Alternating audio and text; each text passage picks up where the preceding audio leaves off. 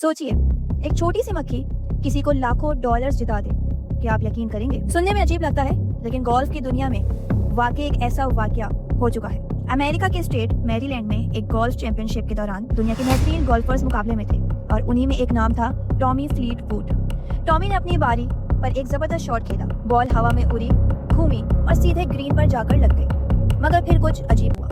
Ball whole के बिल्कुल किनारे पे जाकर रुक गई। पूरे मैदान में खामोशी छा गई। सबको लगा कि अब ये शॉट जाया हो गया, क्योंकि बॉल बस किनारे पर रुक चुकी थी। लेकिन फिर अचानक एक छोटी सी मक्खी उड़ती हुई आई और सीधा बॉल पर जाकर बैठ गई। जैसे ही मक्खी बॉल पर जाकर बैठी, बॉल हल्की सी हिली और फिर धीरे धीरे घूमती हुई सीधे होल के अंदर गिर गई।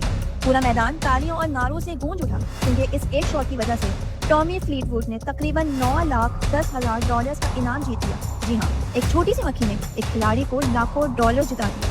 इस वाकये की वीडियो सोशल मीडिया पर देखते ही देखते वायरल हो गई। कुछ लोगों ने इसे सिर्फ इत्तेफाक कहा और कुछ ने इसे कुदरत का अजीब करिश्मा बताया। मगर सवाल ये है, क्या ये सिर्फ इत्तेफाक था या फिर किस्मत का एक अजीब खेल?